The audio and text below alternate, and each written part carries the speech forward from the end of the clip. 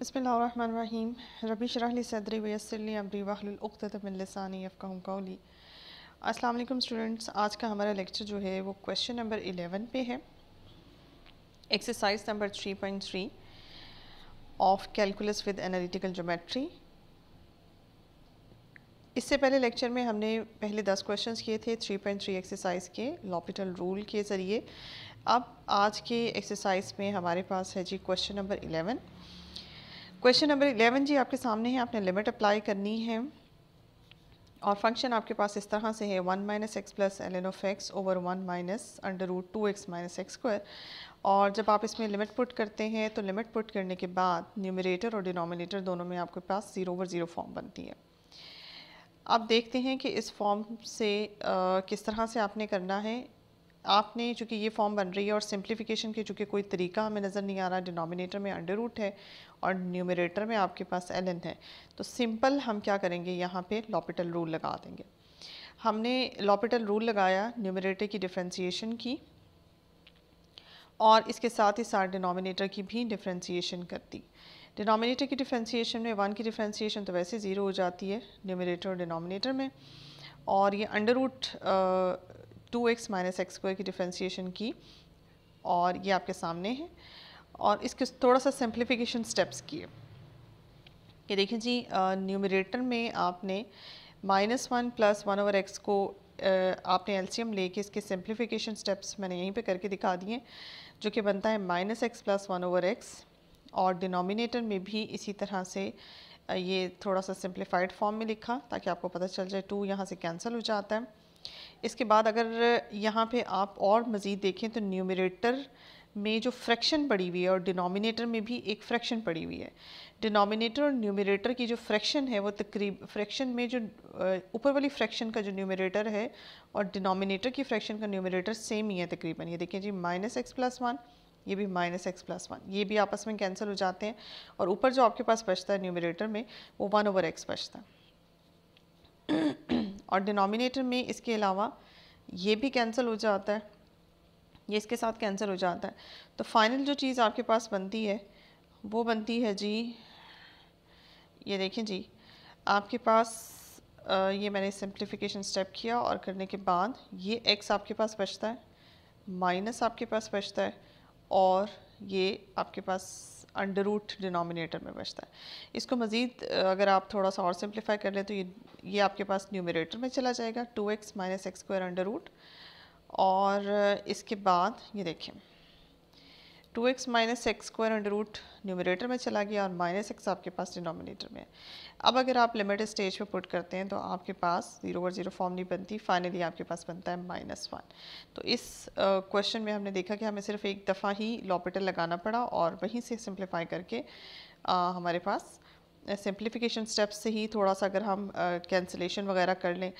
Simplification steps आप ज़रूर एक दफ़ा लॉपिटल लगाने से पहले, मतलब स्टार्ट में ही जब आपके पास 0/0 फॉर्म बन रही है तो कोशिश सबसे पहले यही होनी चाहिए कि कोई सिंप्लीफिकेशन तो नहीं होती है, मतलब न्यूमरेटर डिनोमिनेटर में से कुछ कैंसिलेशन तो नहीं होता कोई अलजेब्राइक रूल लगा के, जैसे कोई फॉर्मूला लगा के।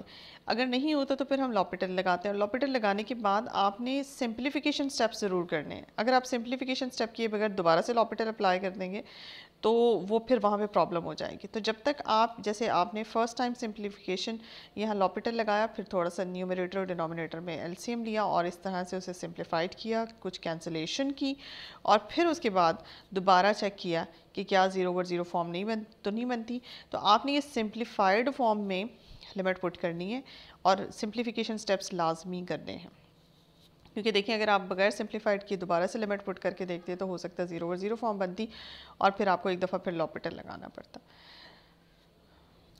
जी। नेक्स्ट है आपके पास क्वेश्चन नंबर 12। क्वेश्चन नंबर 12 में limit x is approaching to 0 और ये आपके पास फंक्शन है फ्रैक्शन की फॉर्म में। इसमें भी जब आप लिमिट पुट करते हैं तो आपके पास 0/0 फॉर्म बनती है।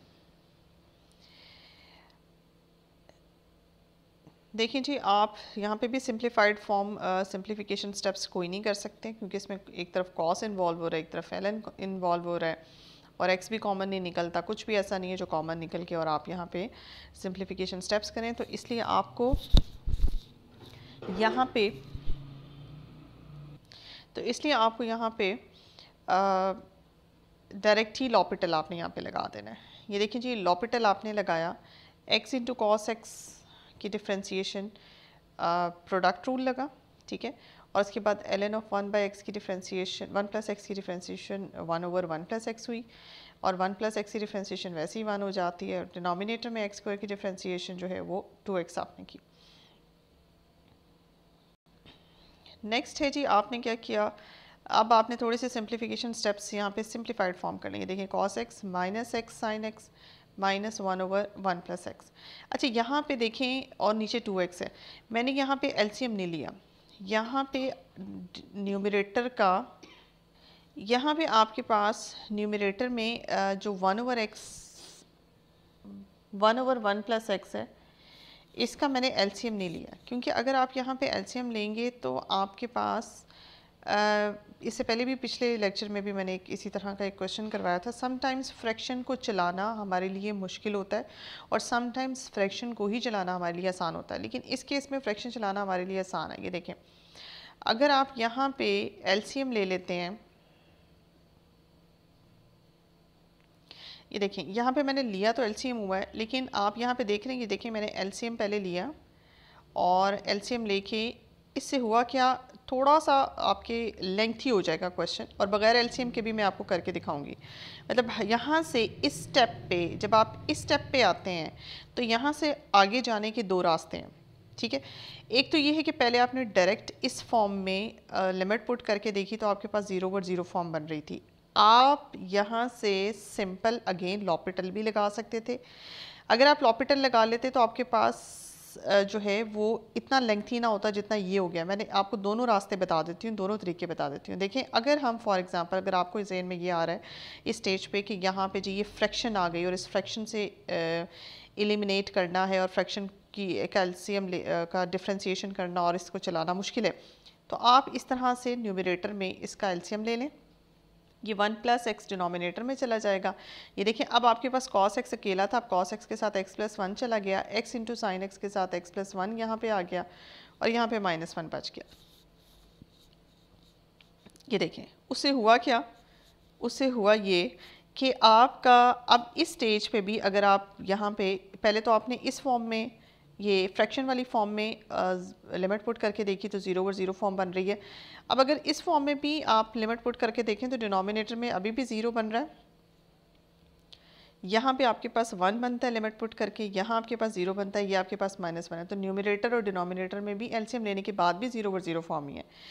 लेकिन अब आपने लॉपिटल लगाया है एलसीएम लेने के बाद। ये देखें, एलसीएम लेने के बाद जब आपने लॉपिटल लगाया तो आपकी टर्म्स ज़्यादा, ये लेंथी हो गया क्वेश्चन, ठीक है, लेंथी हो गया। और डिनोमिनेटर का के ऊपर भी आपने डिफ्रेंशिएशन अप्लाई की और न्यूमरेटर पे भी डिफ्रेंशिएशन अप्लाई की, और अप्लाई करने के बाद एक दफ़ा ही लॉपिटल लगाना पड़ा और उसके बाद फिर आपने लिमिट पुट की तो आपके पास सिंप्लीफाइड 0 ओवर 0 फॉर्म नहीं बनी, 1 ओवर 2 बन गया।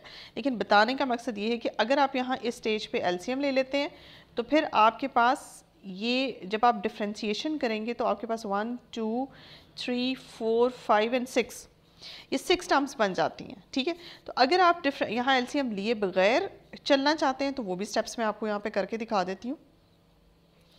ये देखें जी, अगर आप यहाँ पे एलसीएम नहीं लेते और आप यहाँ पे अप्लाई कर देते हैं लॉपिटल रूल डायरेक्ट ही, तो देखें न्यूमरेटर का सीन क्या बनता है। न्यूमरेटर में आपके पास बनता है ये कॉस एक्स की जगह माइनस साइन एक्स इसकी डिफ्रेंशिएशन की, और इसकी जगह एक दफ़ा जब एक्स की डिफ्रेंशिएशन होता है तो साइन एक्स ही बचता है, और जब एक्स एज इट इज़ रहता है, साइन एक्स की डिफ्रेंशिएशन होती है तो कॉस एक्स साथ में बन जाता है, और इसकी डिफ्रेंशिएशन होगी तो -1 ओवर एक्स 1 प्लस एक्स का होल स्क्वायर बन जाएगा, यानी कि माइनस माइनस के साथ मल्टीप्लाई होकर प्लस, और 1 प्लस एक्स की पावर बनेगी -2, और डिनोमिनेटर में आपके पास यहाँ पे बनेगा 2, ठीक है। तो अब इस स्टेज पे जब आप लिमिट पुट करेंगे साइन 0 1, साइन 0 0, साइन 0 0, ये भी 0 हो जाएगा, ये भी 0 हो जाएगा, ये भी 0 हो जाएगा, और यहाँ आपके पास बनेगा 1 न्यूमरेटर में और डिनोमिनेटर में आपके पास 2 है। ये आपके पास आएगा 1/2 ही। लेकिन आपने ये देखा कि यहाँ पे अगर मैं इसके बाद एलसीएम लिए बगैर डायरेक्ट लॉपिटल लगा दूँ तो मेरे पास जो है वो न्यूमरेटर की डिफ्रेंसिएशन में इतने स्टेप्स नहीं बनते, इतने टर्म्स नहीं बनती हैं। अगर आप एलसीएम ले लें तो ज़्यादा टर्म्स बन जाती है। तो इस स्टेज पे आपने ये फ़ैसला करना है कि आपको टाइम सेव करने के लिए कौन से स्टेप्स जो हैं वो सिलेक्ट करने हैं।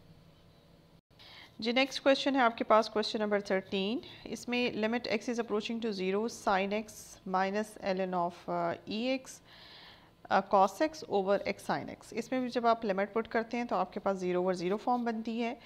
अच्छा, इस क्वेश्चन को करने के दो तरीके हैं, एक लेंथी तरीका है और एक शॉर्ट तरीके से भी हो सकता है। थोड़ी सी टेक्निक अगर आप बदल लें तो आपका जो है वो टाइम बच सकता है, स्टेप्स बच सकते हैं।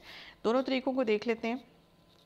ये देखें जी, आपने क्या किया, चूँकि 0 ओवर 0 फॉर्म बन रही है और सिंप्लीफिकेशन के कोई तरीके का नहीं है, यहाँ मुझे कोई रास्ता नज़र नहीं आ रहा जिससे मैं न्यूमरेटर और डिनोमिनेटर में से कुछ कैंसिल आउट कर सकूँ, तो मैंने सीधा ही यहाँ पे डायरेक्ट लॉपिटल रूल लगा दिया। न्यूमरेटर की डिफ्रेंसिएशन साइन एक्स की होती है जी cos x, ln of e x cos x की होगी जी, आप ln जिसके ऊपर अप्लाई होता है वो डिनोमिनेटर में चला जाता है डिफ्रेंसिएशन से। उसके बाद ई एक्स कॉस एक्स के ऊपर आपने प्रोडक्ट रूल लगाया, ठीक है। एक दफ़ा ई एक्स की differentiation cos x as it is और एक दफ़ा कॉस एक्स की डिफ्रेंसिएशन की और ई एक्स आपका एज इट इज़ रहा। कॉस एक्स की होती है जी माइनस साइन एक्स। इसके बाद आपके पास डिनोमिनेटर में एक्स साइन एक्स के ऊपर भी प्रोडक्ट रूल लगा, एक दफ़ा एक्स की डिफ्रेंसिएशन और sine x as it is और एक दफ़ा एक्स एज इट इज़ और साइन एक्स की डिफ्रेंसिएशन आपके पास कॉस एक्स बन गई।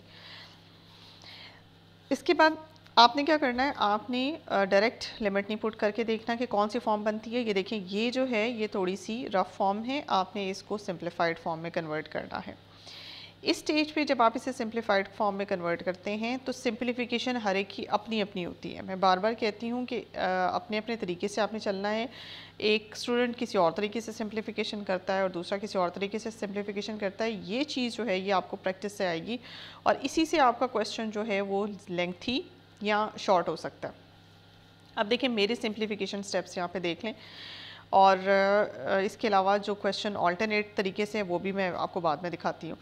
ये देखिए, आपने यहाँ पे अगर ई एक्स कॉस एक्स सीधा सीधा ज़हन में यही आता है कि आप इसका न्यूमरेटर में एलसीएम ले लें। एलसीएम लिया तो ई एक्स यहाँ पे बन गया जी ई एक्स कॉस स्क्वायर एक्स और यहाँ पे आपके पास 1 रहा और ई एक्स ये टर्म आपकी एज इट इज़ माइनस अंदर मल्टीप्लाई होके यहाँ पे प्लस हो गया। ई एक्स कॉस एक्स आपका डिनोमिनेटर में चला जाता है और sine x plus x cos x के साथ मल्टीप्लाई हो जाता है। इसके बाद नेक्स्ट में आप ये देखें, इस स्टेज पे चूँकि सिंप्लीफिकेशन आप कर चुके हैं, अब जाके लिमिट ज़रा पुट करें। लिमिट पुट करते हैं तो न्यूमरेटर और डिनोमिनेटर दोनों में आपके पास 0 ओवर 0 फॉर्म बनती है। यहाँ से आपने ये मल्टीप्लाई करके ये देखें जी खोल लिया, e x cos x sine x और e x cos square x into x. यहाँ से आपने देखा कि यहाँ पे आपको डिनोमिनेटर न्यूमरेटर में 0 ओवर 0 फॉर्म में और क्या कुछ न्यूमरेटर और डिनोमिनेटर में से कॉमन निकल सकता है साइमल्टेनियसली। तो हमने यहाँ पे देखा कि डिनोमिनेटर में तो आपके पास कॉस एक्स निकल सकता है कॉमन और ई एक्स भी निकल सकता है, तो लेकिन न्यूमरेटर में एज सच कुछ कॉमन नहीं है सिवाय ई एक्स के। जी, तो इसमें से आपने क्या किया, न्यूमरेटर और डिनोमिनेटर में से e raise to the power x को आपने कॉमन निकाल के ख़त्म कर दिया और पीछे आपके पास रहता है कॉस स्क्वायर एक्स, यहाँ आपके पास cos x sine x cos x plus x cos square x. ठीक है जी। अब आप दोबारा से लिमिट इसमें पुट करके देखें तो लिमिट पुट करने के बाद आपके पास अगेन 0 ओवर 0 फॉर्म ही बन रही है। अब आपको क्या करना है, अब आपको न्यूमरेटर और डिनोमिनेटर में से सिवाय जैसे कि हमने पहले देखा कि e raise to power x के अलावा और कुछ कॉमन नहीं निकल रहा, इसलिए कुछ और निकाल भी नहीं सकते, सिंप्लीफिकेशन मज़ीद नहीं कर सकते। तो इस स्टेज पे हमने क्या करना है, यहाँ पे हमने लॉपिटल दोबारा लगा देना है। ठीक है जी। ये देखें जी, हम लॉपिटल लगाते हैं तो हमारे पास क्या सीन बनता है। ये देखें, हमने लॉपिटल लगाया और लॉपिटल लगाने के बाद हमारे पास न्यूमरेटर में इसकी डिफ्रेंसिएशन की 2 कॉस स्क्वायर एक्स की तो -2 cos x sine x, cos x की डिफ्रेंसिएशन यहाँ पे बन गई साइन एक्स और माइनस साइन एक्स और साइन एक्स की प्लस कॉस एक्स। इसी तरह से साइन एक्स कॉस एक्स के ऊपर आपने प्रोडक्ट रूल लगाया, एक दफ़ा साइन की और कॉस एज इट इज़, एक दफ़ा कॉस की और साइन एज इट इज़। ये आपके पास प्रोडक्ट रूल से cos square x minus sine square x आता है। इसी तरह से एक्स कॉस स्क्वायर एक्स के ऊपर आपने लगाई एक दफ़ा एक्स की differentiation cos square as it is और एक दफ़ा एक्स एज इट इज़ और कॉस स्क्वायर की आपने डिफ्रेंसिएशन की तो -2 कॉस एक्स साइन एक्स आपके पास आता है। अब इस स्टेज पे अगर आप लिमिट यहाँ पे पुट कर देते हैं तो लिमिट पुट करने से आपके पास क्या बनता है, ये बन जाएगा, ये वाली टर्म आपके पास हो जाएगी जी 0, ठीक है। ये वाली टर्म आपके पास बन जाएगी 0, साइन 0 0 और आपके पास कॉस 0 यहाँ पे बनता है जी 1। सिर्फ न्यूमरेटर में आपके पास ओवरऑल 1 आता है। इसके अलावा कॉस 0 आपके पास डिनोमिनेटर में 1, साइन 0 0, कॉस 0 अगेन 1 और ये भी टर्म आपके पास 0 बन जाएगी। तो 1/2 डिनोमिनेटर में आपके पास ये 2 है और न्यूमरेटर में 1, तो 1/2 आपके पास सिंप्लीफिकेशन के बाद आंसर आता है जी। अब मैं आपको ये वाला जो बिल्कुल पहला स्टेप जिस पे हमने लॉपिटल लगाया था फर्स्ट टाइम और उसके बाद मैंने एलसीएम लेके सिंप्लीफिकेशन की थी, तो ये देखिए इस स्टेप पे जब आपने एलसीएम लिया था, मैंने आपको एलसीएम लेके दिखाया था तो आपके पास ये सीन बन गया था। एलसीएम लेने से थोड़ा सा हमें प्रॉब्लम हुई थी, मतलब ये आपके पास डिनोमिनेटर में जो भी टर्म थी वो थोड़ी हैवी हो गई थी, ठीक है। अब इस स्टेप पे मैं आपको ऑल्टरनेटिवली दिखाती हूँ कि आप जब आप एक दफ़ा लॉपिटल लगाते हैं तो सिंप्लीफिकेशन, मेरी सिंप्लीफिकेशन इस तरह की है, लेकिन इसका ऑल्टरनेटिवली सिंप्लीफिकेशन किसी और तरीके से भी हो सकती है और वो आप देखेंगे कि वो आपके पास इतनी हैवी नहीं होती। ये देखें आपके पास इसके बिल्कुल सामने ये आपके पास है जी, ये देखें आपने इसके ऊपर जब फर्स्ट टाइम लॉपिटल अप्लाई किया, ये देखें जी 0/0 फॉर्म बनी, आपने इसके ऊपर लॉपिटल अप्लाई किया, यहाँ तक तो हमारा क्वेश्चन सेम है, ठीक है। उसके बाद मैंने क्या किया था, मैंने एलसीएम ले लिया था, उसने एलसीएम नहीं यहाँ पे लिया हुआ, यहाँ पे कॉस एक्स आपका एज इट इज़, इस e raise to power x cos x को उसने पहली टर्म, ये ब्रैकेट है आपकी, पहली टर्म के साथ डिवाइड किया, e raise to power x आपका कैंसिल हो जाता है और sine x over cos x आपके पास tan एक्स बन जाता है और ये माइनस इस माइनस के साथ मल्टीप्लाई होकर प्लस बन जाता है, ठीक है। उसके बाद एक और स्टेप क्या किया, उसके बाद नेक्स्ट किया है जो यहाँ पे cos x e raise to power x को e raise to power x cos x से डिवाइड किया तो 1 आ गया। अब आप देख रहे हैं कि अगर आप यहाँ पे मैंने जिस तरह से सिंप्लीफिकेशन की थी पहले तरीके में, वो सिंप्लीफिकेशन से थोड़ा सा आपके डिनोमिनेटर जो है वो थोड़ा हैवी हो गया और न्यूमरेटर भी आपका, लेकिन यहाँ पे e raise to power x involve हो रहा था एंड सो ऑन।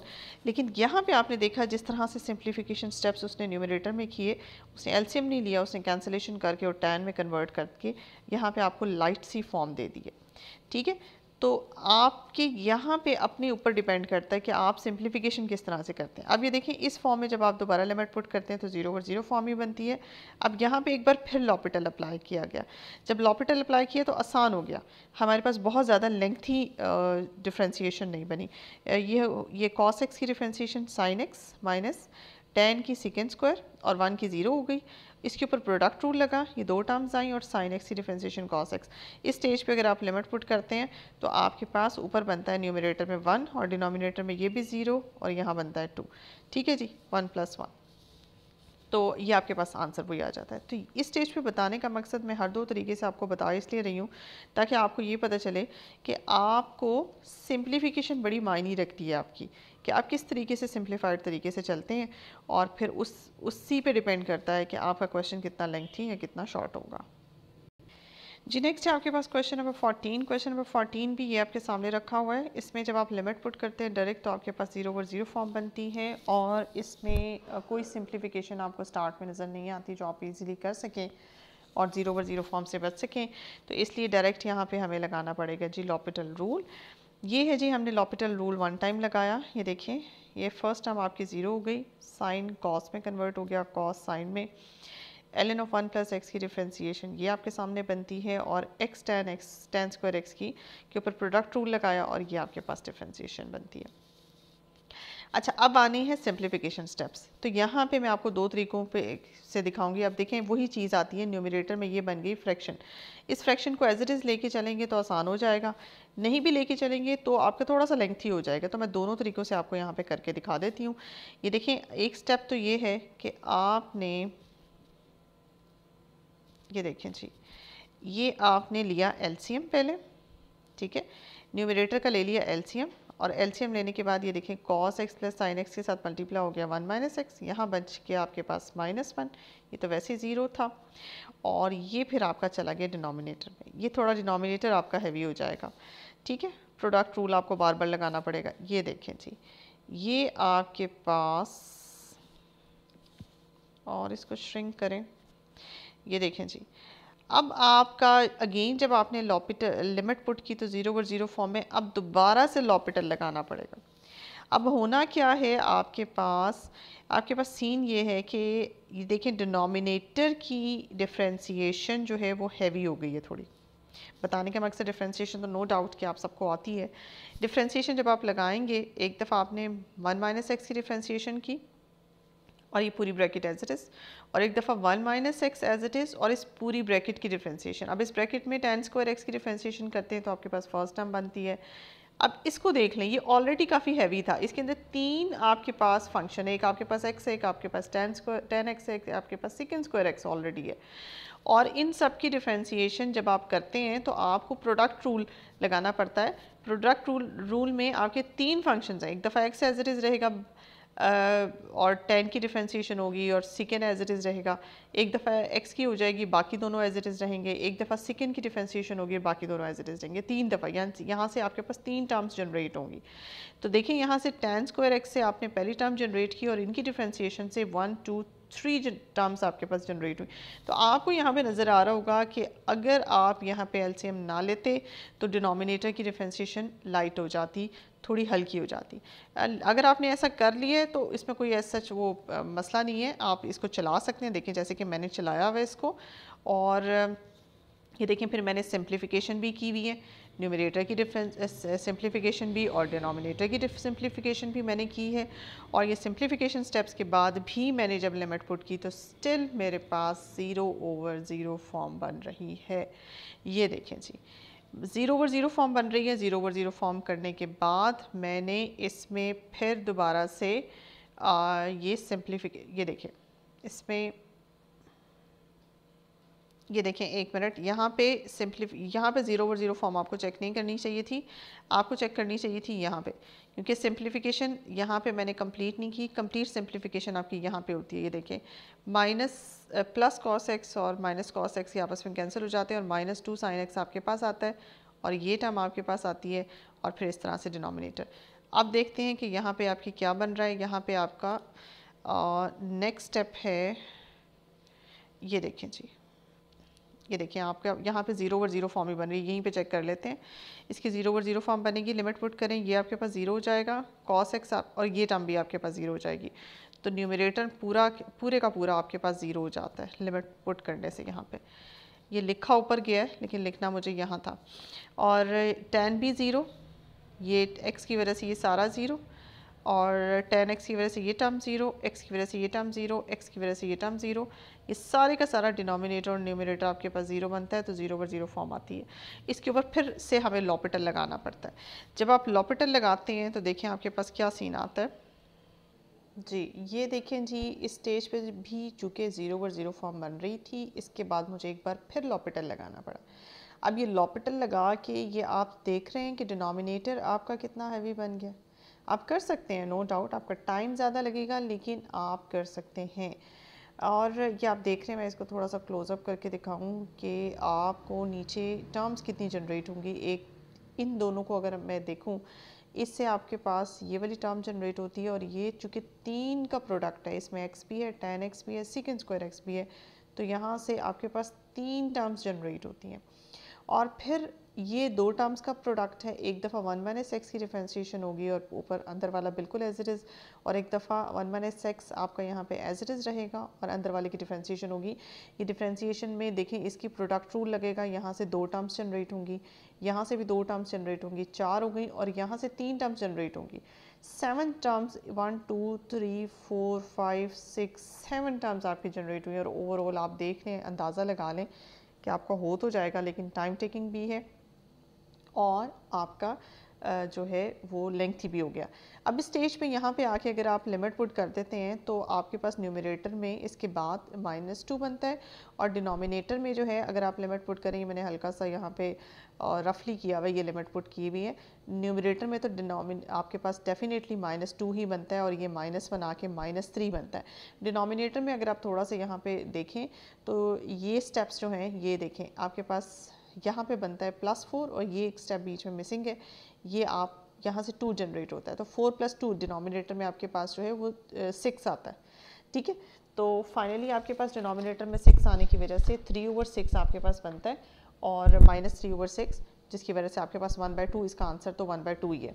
लेकिन यहाँ स्टेज पे ये सारी आपके पास जो इतनी हैवी सिंप्लीफिकेशन मतलब हैवी डिफ्रेंशिएशन हो गई, और ये सारा सीन क्यों हुआ, ये कब हुआ, ये मैं आपको बता दूँ। यहाँ से इस चीज़ को अगर आप पॉइंट आउट करेंगे और इसको पकड़ लेंगे तो आप नेक्स्ट टाइम क्वेश्चंस में ख्याल रखेंगे। हो सकता है, लेकिन ये देखें, हमने जब यहाँ पे इस फ्रैक्शन को एलसीएम लिया था और डिनोमिनेटर में ले गए थे, वहीं से आपकी डिनोमिनेटर हैवी हो गया था, और वहीं से हमारी डिफ्रेंशिएशन जो है वो हैवी बन गई थी। तो हो गई है हमारी, खैर हमने ये भी देख लिया। अगर आप इस तरीके पे आ जाते हैं गलती से, तो आपने यहाँ पे भी देखा कि हमारा क्वेश्चन फाइनली हो गया। अब मैं आपको ऑल्टरनेटिवली बताती हूँ। अगर आप यहाँ पे इसका एलसीएम लिए बगैर इसको ऐसे ही चलाएं, मिसाल के तौर पे आप एलसीएम ना लें, तो ये आपका क्वेश्चन बहुत लाइट होगा। ये देखें जी, ये देखें, इस स्टेज पे, इस स्टेप पे अगर आप इसको, जब आपने फर्स्ट टाइम लॉपिटल लगाया था और आप इसका एलसीएम ना लें, एलसीएम लिए बगैर इसको चलाएं, तो आपके पास क्या सीन होगा, 0/0 फॉर्म बनेगी। एक दफ़ा फिर आपको लॉपिटल नो डाउट लगाना पड़ेगा, लेकिन लॉपिटल लगाने से आपके पास न्यूमरेटर तो लाइट है, लेकिन डिनोमिनेटर भी लाइट आएगा। ये देखें, यहाँ से आपके पास ये टर्म जनरेट होती है, और यहाँ से आपके पास 3 टर्म्स जनरेट होंगी, 1, 2 एंड 3। ठीक है, और वो उतनी हैवी जनरेट नहीं हुई जितनी हमारी पहले हुई थी। यहाँ से आप ये देख सकते हैं, ये सिंप्लीफिकेशन यहीं पे मैंने कर दी, और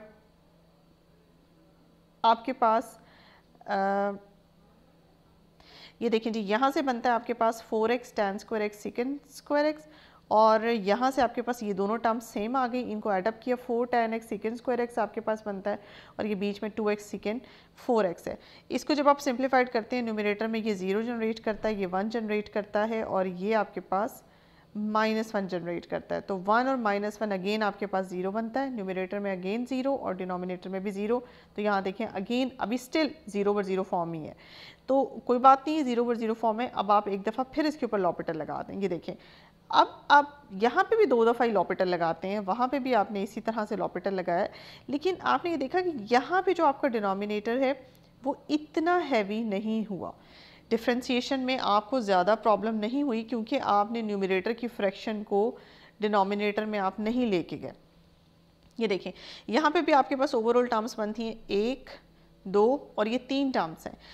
इस टर्म से आपके पास मज़ीद 2 टर्म्स जनरेट होती हैं डिफ्रेंशिएशन से, इसके अंदर भी 2 टर्म्स जनरेट होंगी, और इससे आपके पास 3 टर्म्स जनरेट होती हैं, 1, 2 एंड 3।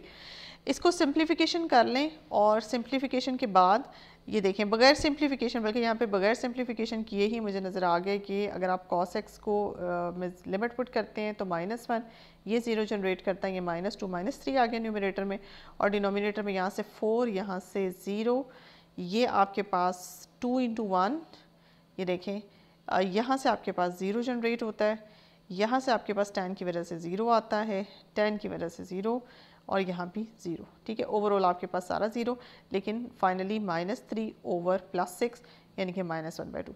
यहाँ पे भी आपका आंसर सेम वही बनता है। ठीक है, लेकिन आपको यहाँ पे एक जो आसानी मिली है वो उस क्वेश्चन में नहीं थी।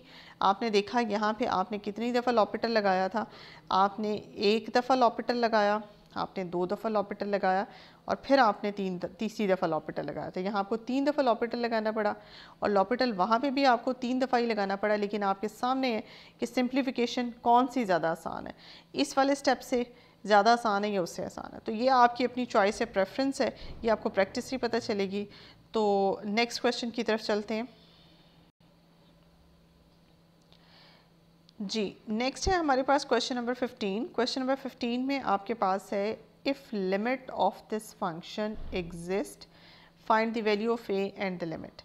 देखिए, ये एक फंक्शन है, इसके ऊपर लिमिट आपने अप्लाई करनी है, limit x is approaching to 0, और अप्लाई करने के बाद यहाँ पे वो आपसे ये आंसर नहीं पूछा जा रहा आके इस पे लिमिट अप्लाई करते हैं तो इसका आंसर क्या आता है। आपसे सिर्फ यहाँ पे ये पूछा जा रहा है कि आपको कि अगर, बल्कि आपको बताया जा रहा है कि इस फंक्शन के ऊपर जब हम लिमिट ये वाली अप्लाई करते हैं तो आंसर जो भी आता है वो इन्फिनिटी नहीं है, एग्जिस्टिंग सिचुएशन में एग्जिस्ट करता है आपका आंसर।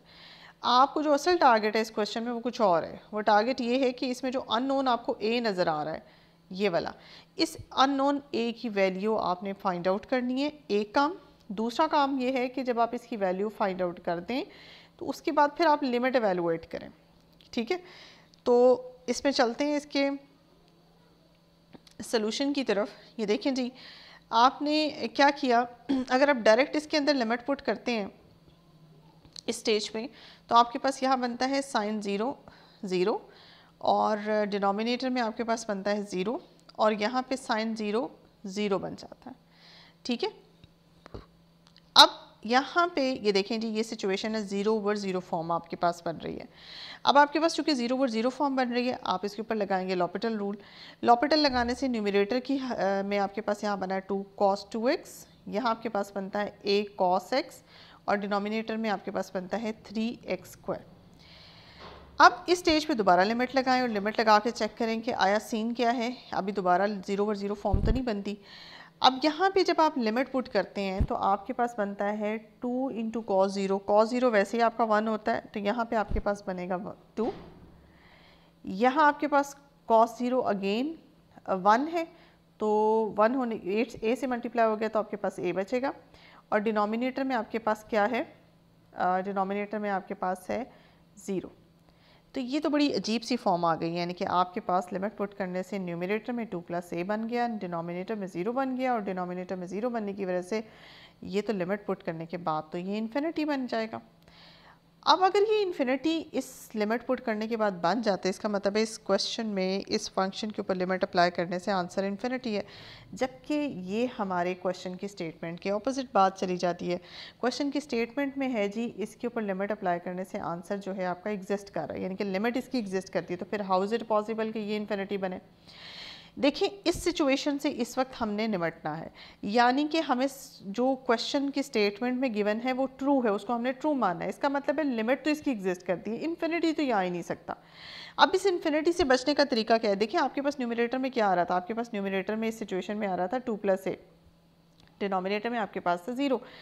अगर देखिए मुझे a की वैल्यू नहीं पता, a की वैल्यू मैंने भी फाइंड आउट करनी है, मुझे अभी a की वैल्यू नहीं पता। a की एक ऐसी वैल्यू होनी चाहिए यहाँ पे कि ओवरऑल आपके पास न्यूमरेटर भी 0 बन जाए। अगर आपके पास न्यूमरेटर भी 0 बन जाता है और डिनोमिनेटर भी 0 बन जाता है तो कम से कम आपका इन्फिनिटी नहीं आएगा, 0/0 फॉर्म बन जाएगी और एक दफ़ा फिर हम इस पर लॉपिटल लगा लेंगे। तो आपने यहाँ इन्फिनिटी बनता ही नहीं है। अगर इन्फिनिटी ये मतलब अगर हम ओरिजिनल स्टेटमेंट को यहाँ पे लेके चल रहे हैं तो ओरिजिनल स्टेटमेंट कहती है कि किसी सूरत भी लिमिट अप्लाई करने से इन्फिनिटी नहीं बनता, और अगर इन्फिनिटी नहीं बनता तो एक ही सिचुएशन है कि आपके पास x0 पे अगर आपका डिनोमिनेटर 0 को अप्रोच कर रहा है तो फिर आपका न्यूमरेटर को भी 0 को अप्रोच करना चाहिए। यानी कि न्यूमरेटर में जो आपके पास 2 + a बन रहा था, ये देखें न्यूमरेटर में जो आपके पास 2 + a बन रहा था वो एक्चुअली में वो भी उसकी वैल्यू भी 0 होगी, तो फिर 0/0 फॉर्म बनेगी और हम फाइनली इन्फिनिटी से बच जाएंगे, ठीक है।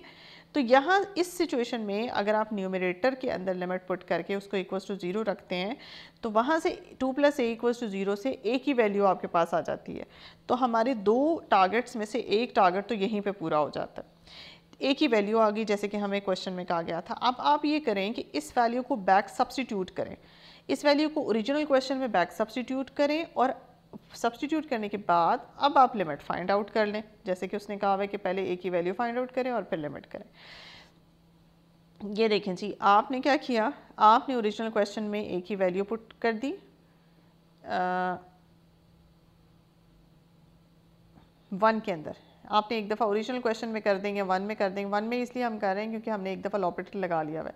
तो इस इक्वेशन नंबर 1 में जिसमें आपने फर्स्ट टाइम लॉपिटल लगाने के बाद जो पहली इक्वेशन बनी थी उसके अंदर जाएं और a की वैल्यू आप यहाँ पे इंसर्ट कर दें। ये देखें जी a की वैल्यू मैंने इंसर्ट की, इंसर्ट करने के बाद मेरे पास ये सीन बना, a है जी आपके पास -2 और अब आप इसको देखें स्टिल 0/0 फॉर्म बन रही है, ठीक है, क्योंकि a की सिलेक्शन ही हमारी ऐसी है जो कि 0/0 फॉर्म बनाए। उसके बाद फिर आपने अप्लाई किया लॉपिटल रूल, ये आपके पास इसकी डिफ्रेंशिएशन आपके सामने है और डिनोमिनेटर की डिफ्रेंशिएशन 6x। उसके बाद फिर लिमिट अप्लाई किए 0/0 फॉर्म, फिर हमने लॉपिटल लगाया दोबारा से, और लॉपिटल लगाने के बाद अब आपके पास जो सिचुएशन है उसमें डिनोमिनेटर में हम 0 से बच गए और न्यूमरेटर में भी -6 आ गया और डिनोमिनेटर में भी 6। तो फाइनली आपके पास डिवीजन के बाद -1 आंसर आता है।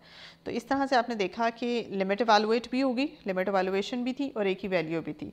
एक ही वैल्यू के लिए जो हमने फैक्ट इस्तेमाल किया वो फैक्ट ये था कि हमने लिमिट को एग्जिस्ट कराना है, यानी कि लिमिट यहाँ पे किसी सूरत भी इन्फिनिटी नहीं बनती। तो एक ही वैल्यू भी आ गई और फाइनल एक ही वैल्यू के बाद हमने लिमिट ऑफ द फंक्शन भी फाइंड आउट कर ली।